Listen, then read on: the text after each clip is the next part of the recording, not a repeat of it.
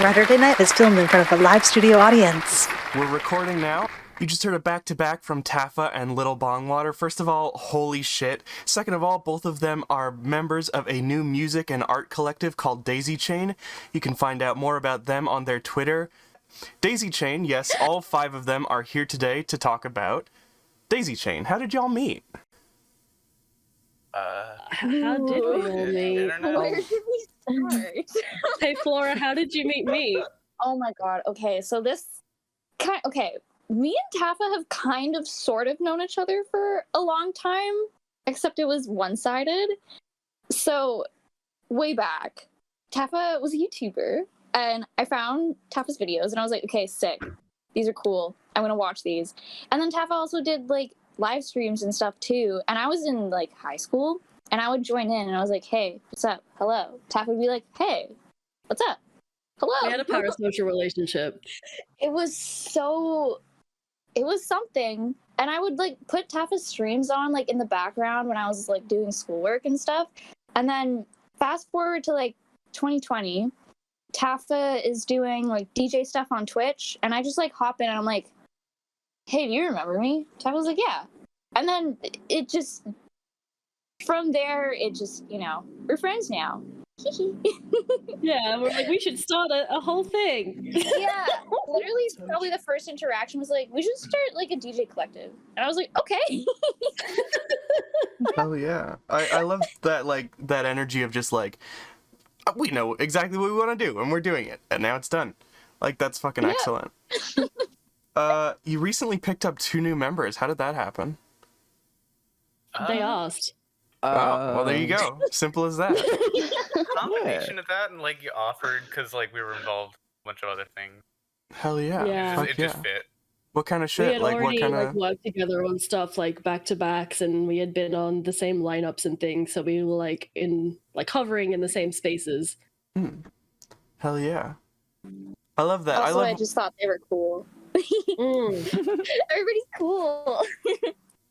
Like, we had already thought, oh, if we add another member, we would love to have EXO. And then one day, EXO was like, I would like to join. And we were like, oh, we manifested that. And then EXO said, wouldn't it be cool if we also added Tracy? And then, like, the next week, Tracy was like, I would like to join. So it was kind of just like a mind link situation where we all just mutually agreed.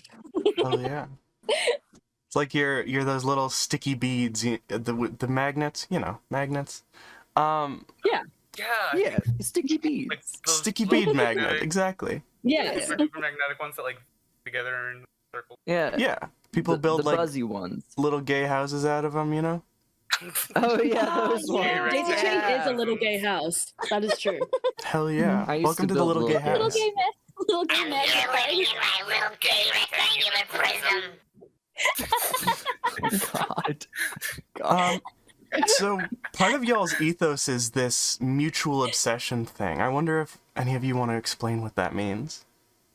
I'm Captain Lou Albano talking to you about drugs. Kids, don't be afraid to say no. Anyone that asks you to use drugs is not your friend. Drugs can and will kill.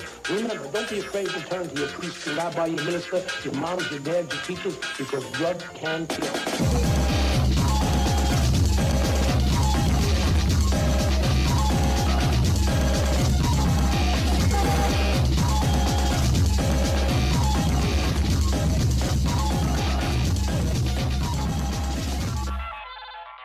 It's my wedding. When BB Flora and I originally started Daisy Chain, it's mostly because like we were into what each other did and wanted to like support each other, and just like that's like we didn't even really have any specific goals like as a collective other than just like hyping up each other's work and hanging out. So when we said the chain was linked by mutual obsession, it basically meant we're gonna retweet each other a whole ton, and we really fuck with what each other do.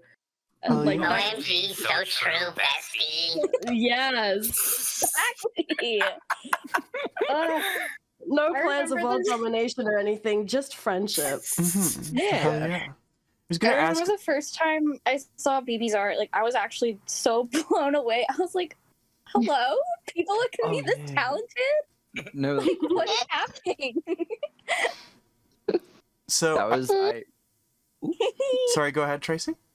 Oh no, I was just gonna kind of add on to add on to what little bong water, if you will, was saying about BB's art, because Tafa and I we did what was it, Magma Fest together, Yes.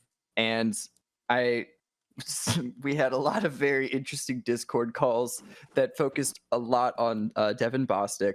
But when we finally finished the set, Tafa was like, "Do we want to use do we want to get stuff from BB to get to use for the artwork on SoundCloud and stuff?" And I was like, well, what does that look like? And then Tafa sent me a bunch of stuff, and I was like, yes, is that something that we can do? We can just do that? That's yeah, it was very crazy. Traffic breaks cover. Yeah, shout out. The traffic breaks motherfucking combo. breaks. That was a cultural reset, if I do say so. Honestly, yeah. So it sounds like you started out mostly as a music collective. How did you sort of come to pull in artists as well? When we started, it was me, Flora, and BB, and Oh, I see. BB mostly does art, and I mean, she nightcores K-pop occasionally. So Okay, you didn't have to embarrass me like that. No, tell us about the K-pop nightcore. This is the rest of the interview. I download songs and then I speed them up. Hell yeah. Production, baby. Same. That's the way to do it. It's good. What are the best K-pop artists in nightcore? This is what I need to know. Okay, This is a more complicated question than you think it is, Ratty. Okay. No, but we have time. I have an answer. I have my own answer. Exo, do you want to go first? I like nightcoring music that's a little slower, but not exactly low pitch, like a slow song, I guess. For some fucking reason, fucking 21 Guns by Green Day works really well. All right. Can we get a quick sample of the nightcore of 21 Guns by Green Day?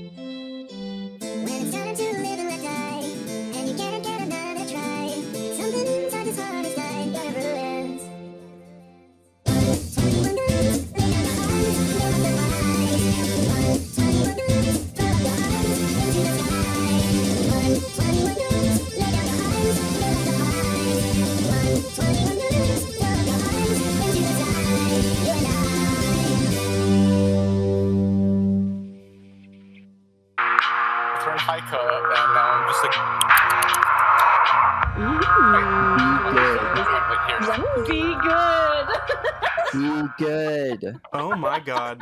Hey, do you want to know something hilarious that's true? Yes. My mic has been muted for the past hour and a half. No Wait, did you lose it way. in the recording? Yes, but that's fine. Oh no. We still got all of the important stuff. Amber, just include this part and it'll be like, whoops. To be completely honest, we were barely talking about what we actually do. So That's true. I was actually going to say before that we should probably have a section where we all introduce ourselves in case people don't know who we are. Otherwise, we just come on here and start talking about YouTube hoops, and people are like, "Who are these bitches anyway?" Yeah. All We right. could do it alphabetically to Yeah. make things simpler. I'm just gonna make a note for Amber. If you need to like DM me to get some lines in there, I can accommodate Oh, we that. have to like ADR. Yeah, I can ADR. Oh my Basically, god. I this can is gonna be accommodate that. so funny. Whoops. Oh no, I'm sorry, Ratty. It's chill. I'm such a fucking idiot. We were anyway. just hanging out though. Yeah. Yeah, We're it's just just having a fun. good It's been a fun time. We're like actually just- way over time anyway. So let's Also, go around. Who said this will be the Absolutely. last appearance? Who said anything about this will be the only appearance? Mm, We Mm. could come on all the time. That'd be fun. hell yeah. Let's make it a regular thing. I mean, we got the art for it now. Yeah, we have a lot of art that should not be wasted. Word to This is BB for so making all of true. these beautiful sprites. So true. So true. Thank you, Beebs. Thank you, Yeah. BB. Thank I'm you, gonna BB. use this sprite on like everything after this, by the way. Hell yeah. All right. Yeah, let's go around and let's talk about who's who.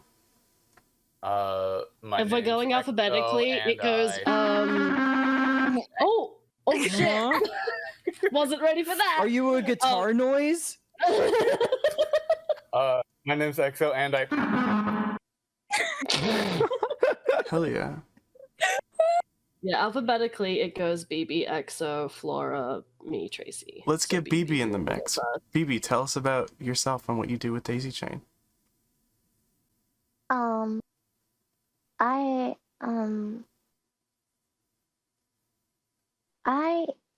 don't know.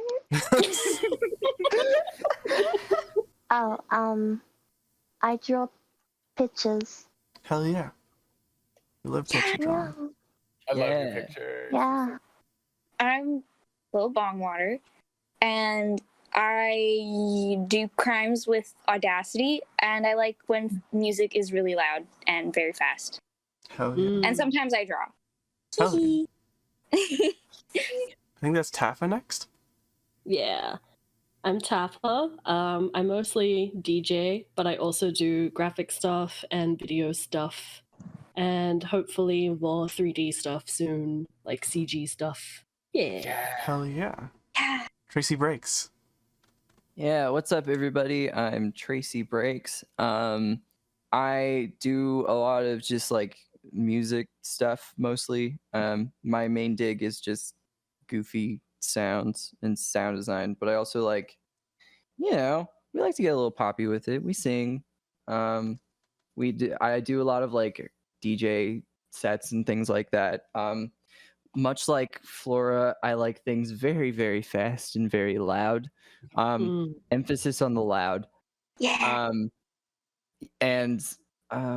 Yeah, I talked about it a little bit earlier, but I also do like sample packs and stuff because I believe that people should have access to cool sounds, and I want people to have a medium to be able to share their sounds with everybody in a way that isn't gatekept by like money or anything like that. You know what I mean? Fuck yeah. It's so true. So fucking true. I'll give a Yeah. reel about Okay, me yeah. right quick. Yeah. My name's Exo/Alex is my actual name. I do music stuff because I kind of was like, I need a new game to play. I'll just get into synthesis as a concept, as a game. And that was like the beginning of lockdown kind of thing. And now I'm just like, oh, I really, really, really enjoy it almost more than gaming in a lot of respects. And I do website stuff on NeoCities. Oh shit, yeah. I recently hit like 1,000, a fucking million views on. Oh yeah. Oh, hell yeah. That's so awesome. And I'm still number like 12. If you go on like all websites, I'm still like at the top of NeoCities or like close to it. Like you don't have to scroll to see me as soon as you go on like the main websites thing. Hell yeah. It's Damn. It's very, very funny how many people think that my site is like a pet maker thing just because I picked a cheap domain. I picked a cheap domain and people were just like, oh, this is like a Pickaroo thing, right? It's like a Neopets Pickaroo. And I'm like, No. No. Damn, I got that wrong. No, it's totally okay. Everyone does. Literally everyone does. It's so funny. I have to. The only way I can get around it is to like make one, and I maybe might. I don't know. I don't know what to do. But Hell yeah. I remember last week on stream we crashed your site by accident, so I apologize for that. Yeah. That's amazing. If you crashed my site, it means that you either crashed NeoCities or my site crashed your browsers, and I think the latter is more accurate because Maybe. my site I was at the totally stream, crashed your and I browser. think people were trying to click like the Neopets dummy buttons on the Oh, side. I see. Well, some of them are not there because Those are not real buttons. They are fun some buttons. of them are like the online Yeah. are like links to like my Redbubble. I'm lazy. It's a GeoCities site. It's supposed to be lazy. Go to exo.pet on your web browser At once, immediately. Right now. right now. I think that's a Everybody do pretty it. good segue into Exo's set, which is coming up next. You can find more of Daisy Chain on their Twitter. Again, that's at lowercase o 0 daisy chain 0 lowercase o, including projects from all of the members. There's way too much to highlight here, so head over, check that out yourself. Up next, we have a set, like I mentioned, from exo.pet, and after that, more Hexen. Stay tuned.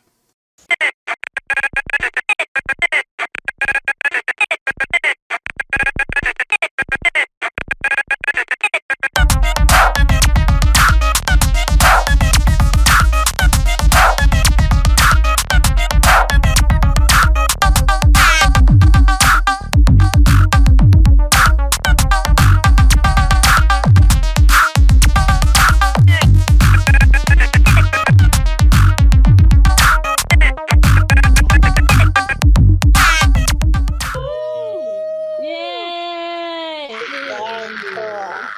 Fart noise.mp3.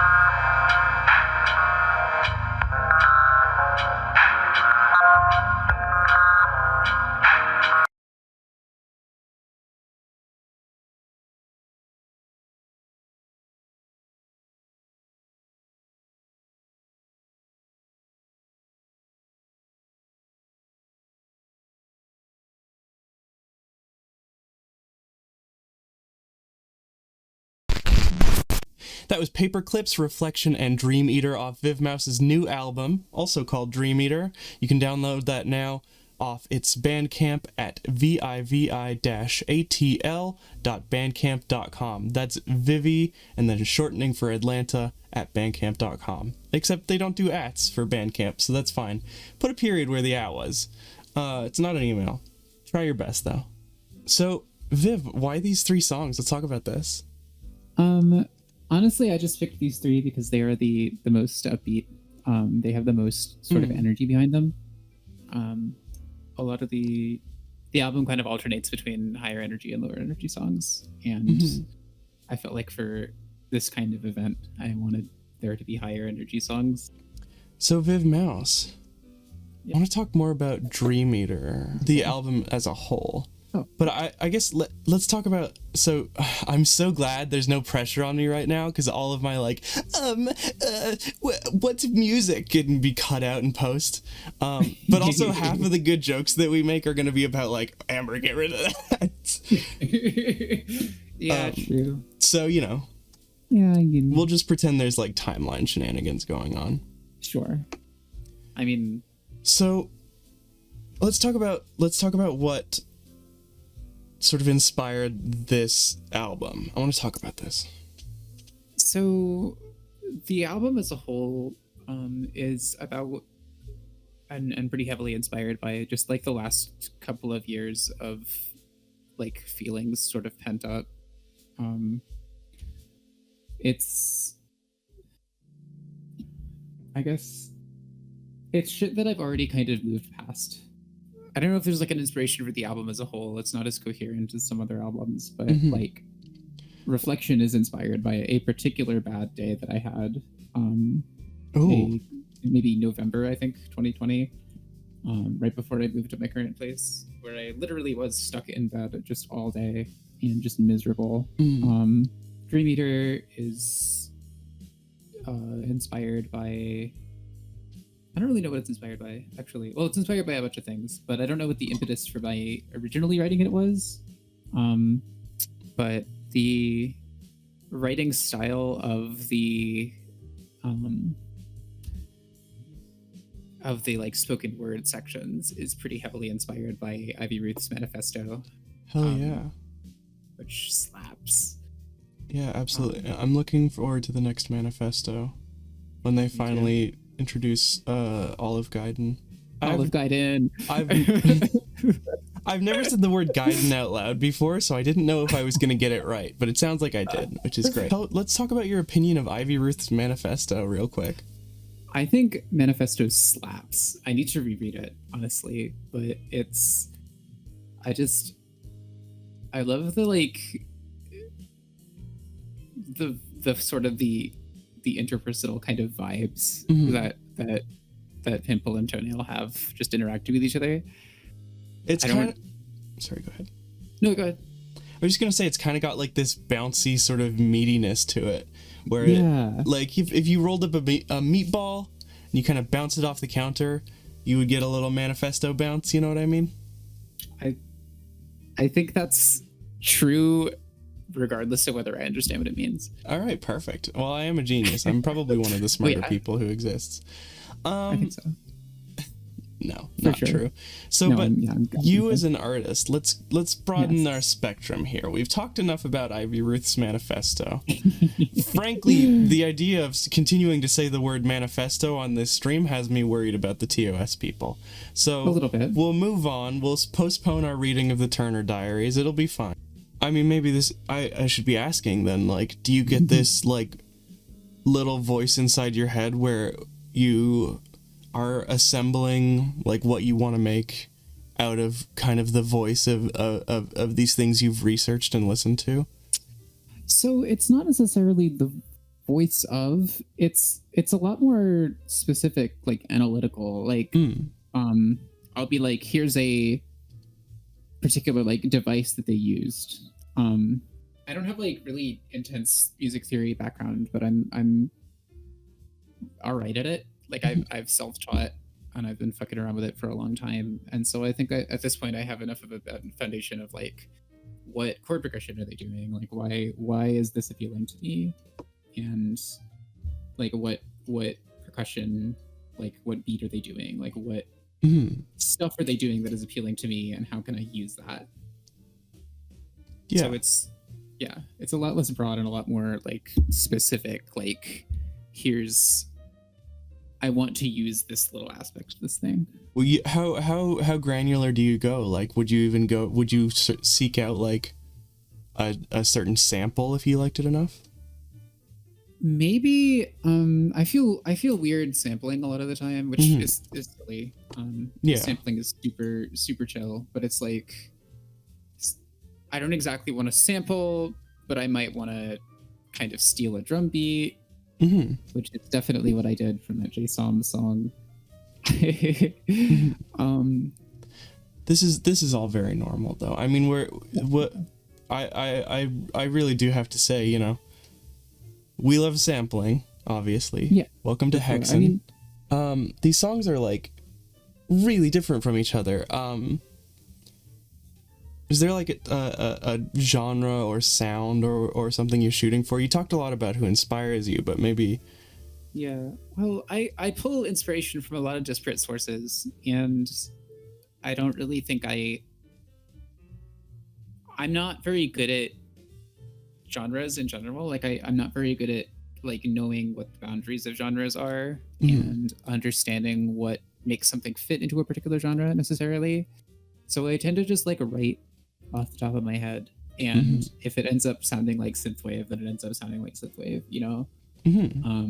I feel like a lot of that too is like the influence of the like soundtracks and shit that I've listened to that kind of go all over the place depending on like the mood and the scene, which is kind of what I want to do too when I write, where I'm like, I want Dream Eater to be the like emotional climax of the album, how can I make it sound like a fucking boss battle is like where my brain goes. Definitely. That's fucking cool. I love that. I love that you can get into that headspace. I wonder can you talk about any specific boss battles that you sort of took into this song? Oh my god. I realize it's a very sort of weird little question, but like I'm also incredibly curious now. There's elements like there's like the like wacky like breakbeat shit of like the end of Undertale, but like there's a thing in particular I don't think that I had heard by the time that I had written the album. I did just play Omori, and a bunch of the boss battles have like breakbeat that also has like really like brooding kind of chords like I use, and it's kind of really cool to see that sort of used professionally. Like I'm like, oh shit, I thought about that independently. That's cool. But yeah, I don't know if there's anything in particular. You figure that shit out on your own and you're like, ooh, I'm a real one. I'm getting there. I got it figured out. Do you want to take some questions from chat real quick? Yes, give me chat questions. Okay, chat questions. Chat wants to know, what's your favorite cheese, Squeak Squeak? I am unfortunately not supposed to eat cheese, because I am not necessarily, I don't know if I'm lactose intolerant, but I have tummy issues that cheese kind of triggers. So, but that said, my favorite is Pecorino Romano because I grew up with it, and it is really like sharp and tangy and intense, and I like it a lot. I think I've heard you say the words Pecorino Romano before. You definitely have. When asked probably the same question. Yeah, people are very rude to mice about cheese. Yeah, right? Like, it's a little... Really, most of my diet is green, so like... What's your favorite green food? Let's talk about this. My favorite green food? That's also difficult. I have always been a fan of broccoli, and I've always been a fan of green beans. Oh yeah. I'm a green bean girl. I like those like squeaky beans, you know, when you're cooked just right and they squeak in your mouth. Squeaky beans, yeah, that's what I called every cat boy I've ever met. Oh my god. Great one. Because they have toes. I don't know, whatever. They sure do. Let's stop talking about vegetables and start talking about catboy toes. Oh no. So can you name a single catboy off the top of your head? No, I cannot. Okay. Here's the game we're gonna play. I'm gonna pull up images of catboys, and you tell me what you think their names are. Okay, that sounds... sounds so stupid. It sounds really silly, but I think it's funny. Let's check out. This is about to be the best transition of our life. Welcome to the Murray Franklin Show. Let's check out some pictures. This is the checkers game where grandson and granddad will bond. All right. Let's get the Google up on screen. Can we get the Google, please? The Google. Please. I'm the old-timey guy from Joker, so I still call it the Google. Google Chrome. Let's get some fucking catboys up in this beat word. You just get to name him. I realize that I have no way of figuring out what these young men's names are, so you just get to decide what their names are. Now, congratulations. You're a catboy mom. This one's name is Jerome. Okay, hold on. We gotta get Jerome up on the stream. Can you sort of try and explain why? No. I will not be taking questions. No, but you have to. Otherwise, here's Jerome. No. Okay. All right. Okay. I'm gonna just spoil the bit that I was gonna do. I was just gonna name them all Jerome because. But you like so desperately want to look at stupid. You so desperately don't want to see any more femboys that you're like, I'll just fuck it. I'm not doing this joke. Yeah, I'm just gonna sabotage your bit. Actually. Thanks. Really love that. Well, no, it's funny. I just like I'm extremely bad at naming. Like it took me a lot of effort to name myself. Especially my middle name took like fucking months. How did you choose your name? Let's talk about this. Jerome will just stay in the background. Yeah, Jerome will be there. My first name is from Vivian Paper Mario because I'm stupid. I know so many Vivian Paper Marios. That's crazy. Yeah, literally, she's like trans in canon. So hell yeah. And then My middle name is Phoebe, and I picked it because it's a bird that I really like. Hell and yeah. also it means shiny. And Hell that makes me fucking happy. But that took like 2 months, and like I was like really hoping to get my name changed, but I was like, oh, I don't have a middle name yet. Fuck. So I went through a whole. Let's get back to Catboy Femboy. This one looks a little bit like Aaron Hansen. Most animals don't get a second chance. You fall through a lake and the current drags your fur, and you end up dead under 6 inches of ice. You cross the wrong people and you end up smeared across the snow. You end up half a world away from home. You end up climbing out of hell, coming up to a surface world that forgot your name. Not Dead is a cyberpunk paranormal thriller about the supernatural trying to lead mundane lives. It follows undead reporter Hanratty Vermington and her demonic partner Set, two animals in pain trying their best to be good. It's also about gay animal people kissing each other. We're back on a normal set. We're not doing Catboy anymore. No more Catboy. No more Catboy, okay? We've had enough. We have progressed past the deep for Catboy. Someone in chat. Catboy. Sorry. Go ahead. Do you want to take another question from chat real quick? Yes, please. Chat question. Vivi Mouse, help. My friend keeps saying lol instead of laughing. What do I do? No. It's incurable. I'm sorry. This is why they don't send us advice. Just so we're all aware, we are not a certified advice podcast. No. I will be sending this. I'm writing it down now.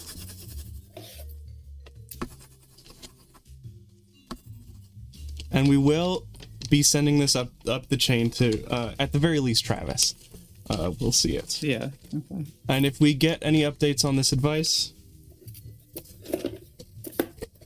Here, I gotta put it in the tube real quick.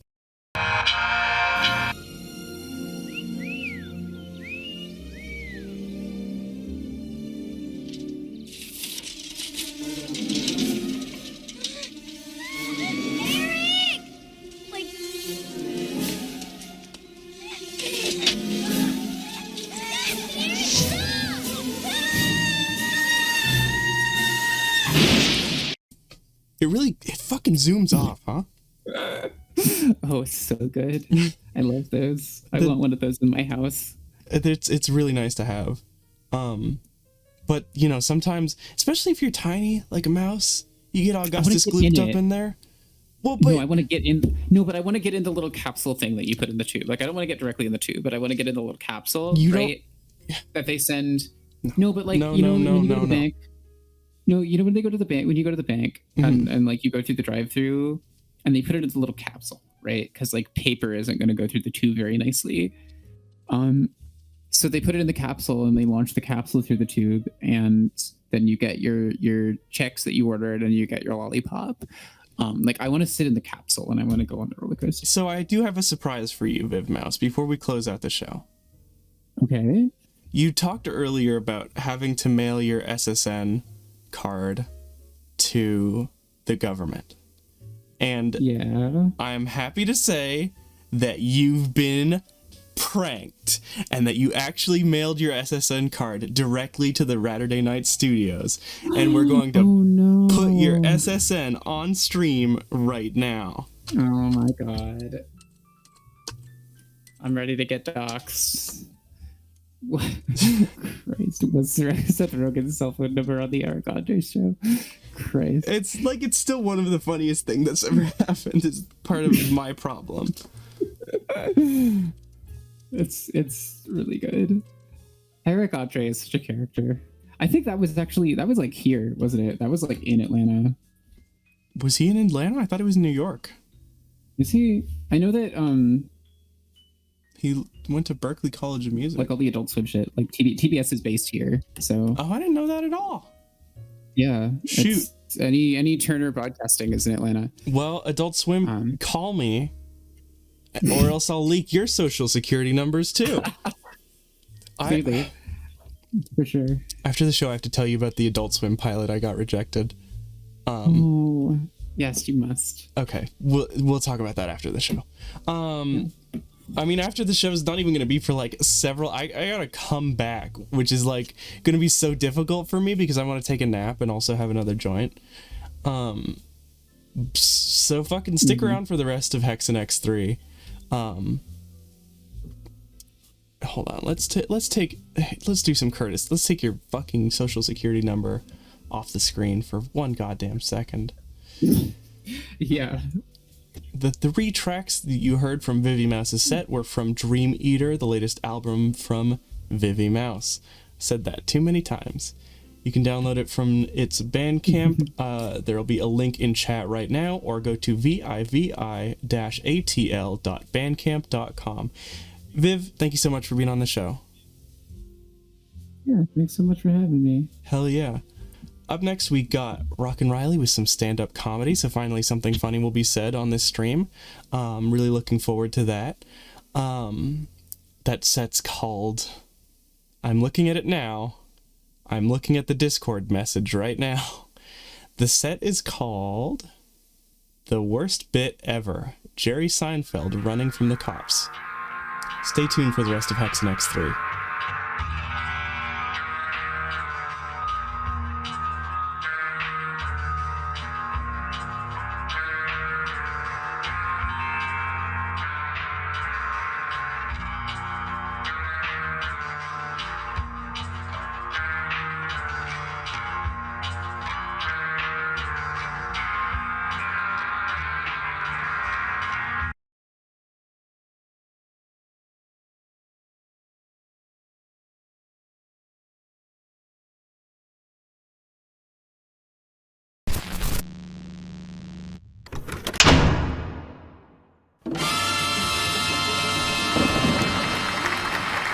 Saturday Night is filmed in front of a live studio audience.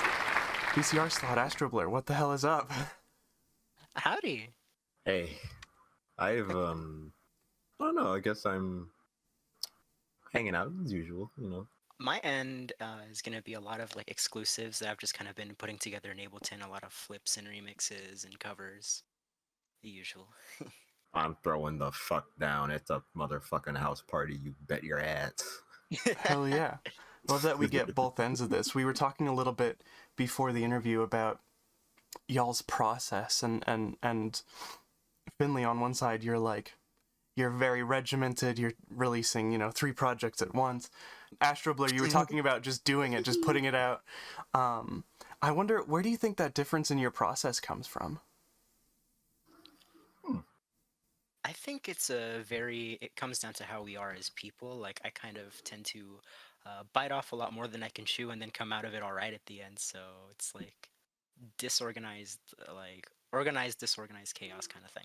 Mm-hmm. I'm spontaneous when it comes to virtually everything that I do, and at best I surprise people when it comes to how fast my turnover rate is, but at worst I still have my spells of burnout. So you two work together like a lot. Well, I mean, I don't know about a lot, but you two have certainly worked together. Do you find that those like conflicting styles ever get in the way of your production? The way we collaborate, usually I tend to handle like chords and like pads and stuff like that, right? And the issue is that I kind of have all these things kind of going on that I like forget to send things over. So really it's not super, I don't think it's super invasive, but because I tend to plan out just a little bit more, I kind of like get too lost in it to really go where I want to go with our collaborations. But whenever we do like actually link up, like it's just a really beautiful blend. Oh yeah, I agree. How do we feel about dogs here? So what are your thoughts about dogs? Let's start with this. I like dogs. Okay. Very I like cats better. Yeah. I like cats better. I like dogs. They're like, this is an interesting question to ask me. I feel like, because my standpoint on dogs is always kind of neutral. Like, everyone around me always seemed to love them with an undying sense of adoration and like elation and whatnot, all sorts of positive feelings and vibes. And like, I'd be around dogs, like, oh hey, cool. Yeah. All right.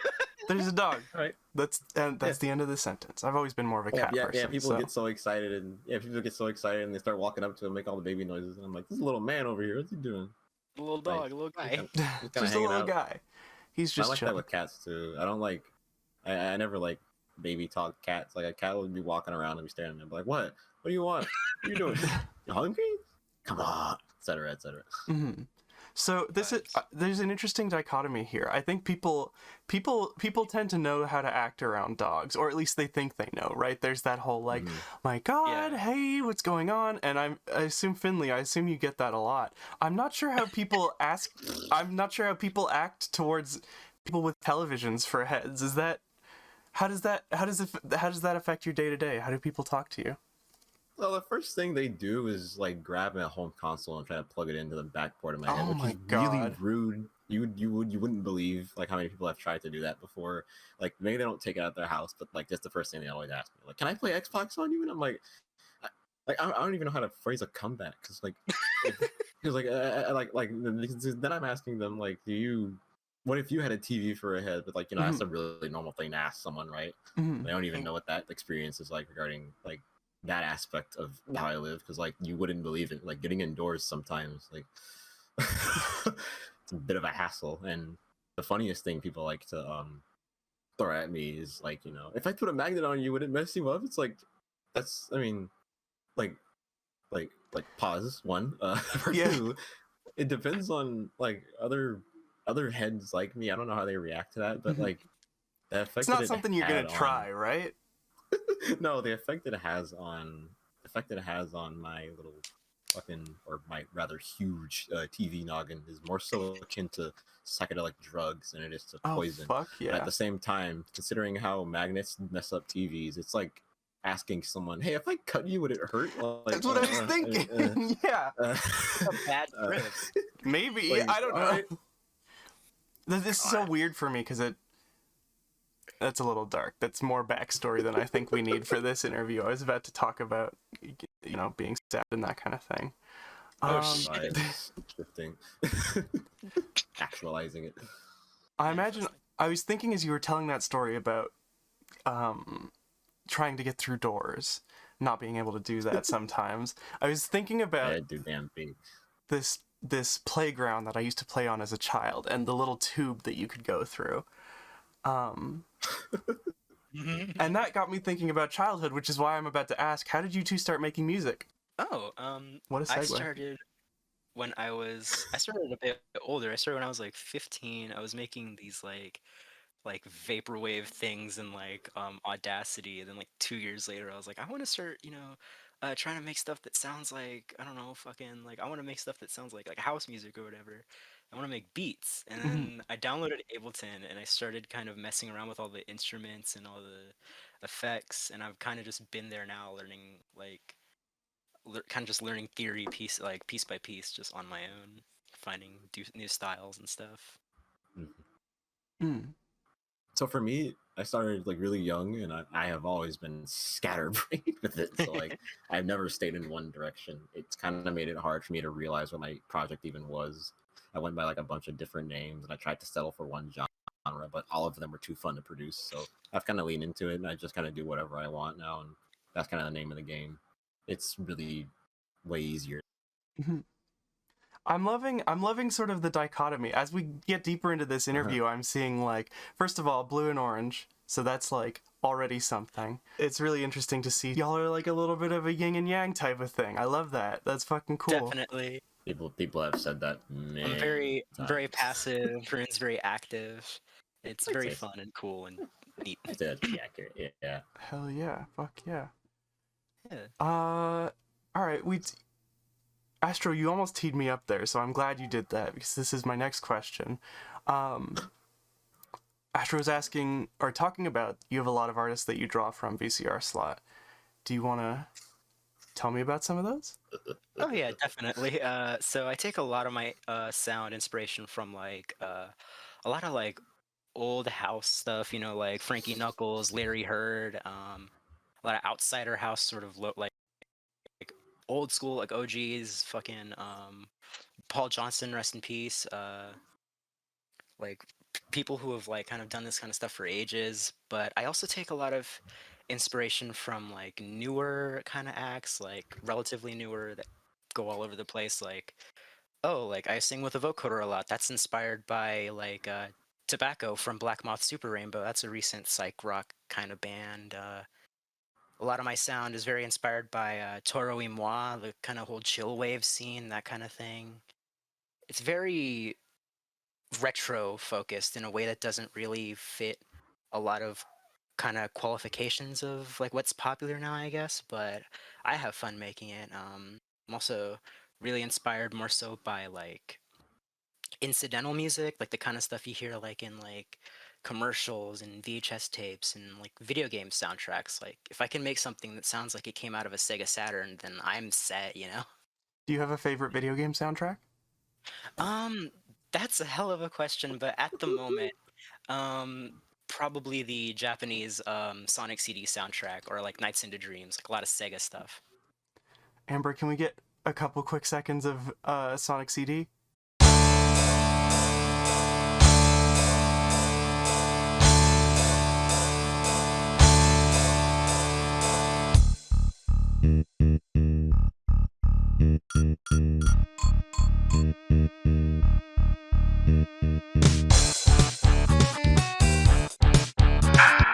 Speaking of retro video games, do we want to go to chat questions? I've got the perfect chat question here to make this happen. Sure. Sorbo in the chat says, "What's the story behind this picture?" Okay. So, all right. So I was at the flea market because my partner was visiting a couple of weeks ago, and I was like, I'm gonna take you to my favorite flea market to see if we could find anything cool there. We go over to this booth that's selling a bunch of like plush toys and like little figures, and like they have like a lot of like they have little Amogus, they have some Sonic stuff there, which is cool. Um, but then we found this guy, this little Mario, and we kind of freaked because one of our friends, Declan at the Jetta Liker, I At the believe. Jedi Liker, yeah. Yeah, he's got this thing where he represents himself online as this little bootleg Mario that's got like a little striped shirt and everything, and we're like, oh shit, it's like an alternate version of him. So we took this picture, and it's on the internet forever. This picture is incredible.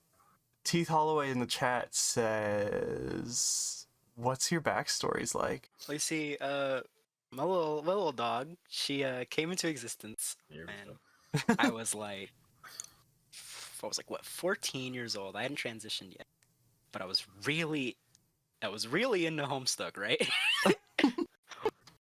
But you could probably tell people have clocked me as like a Homestuck from the way that I draw hairs. Like I was really into Homestuck when I was like younger. I still kind of am, and I remember I had like the fucking wildest crush on Jade Hart. Who Like, doesn't? Fuck. right? That's just like, taste. Okay, so like facts. So she turns into like she's got like these half dog. She got the ears and the tail, and I'm like, wow, it'd be really cool if I could like it'd be cool if I could like self-insert and like kiss and stuff. So I made a little like half dog also. I made a little half dog also, and then like she was just kind of a vague sort of like concept until I actually transitioned right after turning 14, and then I started like developing like what she looked like and like all her little info and and then I was like okay, well I'm gonna start drawing her a lot to explore fashion, because that's something I have like a pretty big interest in. Mhm. So she's just kind of like me, but like a dog. You, but if you could kiss Jade Harley. Yes. All right. Yes. Fuck yeah. I love that. Astro Blur. Oh. Wow. Regarding this character in specific, man. So what happened was I have a long time friend rather named Willow.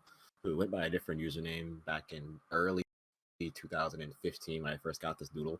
But I got sent a doodle of a TV head character that had no name. That they were like, you know, they said I was a really expressive person regarding how I talked online and whatnot. And, you know, I used a lot of emoticons when I said stuff. So they imagined the TV head for me, and they just doodled them. And their face was originally like changed. It would change dynamically, like a lot. So it would be sometimes a giant question mark. It would be like a little silly text, you know, emoji face, like a cow emoji face, etc., etc. I dropped them for a while, but what happened was I later on I wanted to have a character represent me that I felt would be the central piece to like everything I did, and I felt like a TV head was the perfect choice between my love for like analog analog media regarding like function, like how it distorts and how it just looks overall, and my general love of cartoons and like old video games and etc., etc., and you know, technology even. And what happened was the original drawing, they looked pretty normal and like average for TV head standards, and I went up to one of my pals and they had commissions open, and I was like, hey, can you draw my guy with like 3 eyes and he's wearing the Sans coat and he's doing a Slav squat? And I said that somehow completely seriously without laughing, and I laughed at it later on, but then I was like, this is gonna look so ridiculous. I was just kind of throwing this out there to test the waters, and the image came back and I was like, and the rest is history, I guess. Yeah. He stuck. He absolutely stuck. He's become representative for not even just like not even just me, but what I create in a way. Like the leaking TV is a central part of the brand when it comes to the artwork I do, just because of the fact that I've always had a relationship with like eye straining visuals, and it always felt like it was coming out at me whenever anything on TV would really, really catch my attention. Like it was coming out of the screen, I guess. Regarding whenever I would be viewing it or like looking at it. So there's the vibe I wanted to like centralize in my art, and I feel like having a TV head definitely really, really personified that. And like, given the backstory I have with him being some like cool extraterrestrial like robot guy, that really fits well with how I felt about myself regarding me like being on the autism spectrum and like always being really, really good at what I do, but having issues like socially adjusting and wherever I'm at even to this day. Still kind of have issues with that kind of thing, but it was always freeing to me to identify with what I could view as a living, breathing, metallic, silly looking creature that was not at all human, not at all terrestrial, because like it just kind of made me like feel a little bit better. And even if it is made with a piece of technology that was invented on Earth, like you can't look at this guy and compare him to like your average guy walking down the street and say they're the same, like remotely. Even TVs don't have bodies now, do they? Heike from the chat wants to know what you do when you get burnt out on music. Burnout for me, I'm trying to think back to points in time I've had burnout before. I can only think of one specific period of my life where I really had it hard, or two. But they were both related to me being dissatisfied with what I was producing, I guess. Or it was more so with reception, I think, but either way, whenever I would get burnt out, like I always knock it down to the basics, and I just throw a little exercise out there for myself. I just make like a droney pad, or I like write a little piano thing, or maybe I listen to my old output to like remind myself that I'm good at what I do. And really, it depends on what the burnout stems from, but generally, if I'm not doing anything and I'm listening to my old output to like remind myself that I can do stuff, or I'm just kind of warming up in a way, like I just kind of make a little 8-bar loop here and there, or like, you know, write a little pad thing, and so I can remind myself like, hey, I can do this. And then you know, it all kind of works out from there. Songs for me are really spontaneous, so burnout for me either lasts really briefly or way too long. But the only time it lasted too long was a different story, but that's a whole long story in itself. Kenzie Lee Quake Rock from the chat wants to know, how does one get into music production to begin with? Tools, resources, communities, etc. Well, first off, you gotta like find out. Like, I think you have to look inside and like really wonder like, okay, what kind of music do I want to put out? Like, do I want to put out like XYZ and then go from there? But with tools and resources and stuff, YouTube is your best friend. Okay, I do not. I don't know if we're gonna get killed for advocating piracy. But Go for it. Fuck it. We love it. Okay, get into PC.com is like the greatest website of all time. You can find fucking anything on there. I didn't know we were gonna recommend a specific website, but that's fine. I don't have strong feelings about that. We could cut that if you want. No, okay, don't cut it. Amber, leave it in. I'd say that for when it comes to DAWs, you know, like I'd say that Ableton might be like Ableton and FL might be like your best bets with regards to user friendliness. Yeah, I would say for sure. Like with Ableton, I specifically recommend if you're interested in working with samples at all. But definitely, I can save that for my answer. Definitely steal. Definitely, please steal. always steal if you always can. Pirate my music. It's already free, but pirate it anyway. Okay, yeah, that's my answer. All right. Oh boy, here we go. Regarding music production for me, if you're trying to get into it, it's always good to look around the internet for free stuff, but you know, pirate wherever necessary if you even can, because you know that kind of shit's really, really hard to get your hands on. But communities is really just down to like genre and like how they talk to you when it comes to music production. I feel like overall. Another thing I want to note regarding if you are getting into music production, this is something that I feel like everyone has to hear that I had to hear. First thing you do is not gonna sound good. The first couple things you do are not gonna sound great. This is normal. This is fine. I think that's all we have time for. We're actually a little bit over time. We got to get on to the rest of Hexen. We got to get onto your back-to-back. Fuck. Probably because of me. Fuck. Anyway, so up next is back-to-back from Astro Blur and VCR Slot. You can find VCR Slot on Twitter at VCRSLOT, exactly how it sounds. You can find Astro Blur at http://comet.ju.mp. Comment.ju. That's going to be everything from me tonight, folks, but enjoy the rest of Hexen. Fucking have a great one. Bye!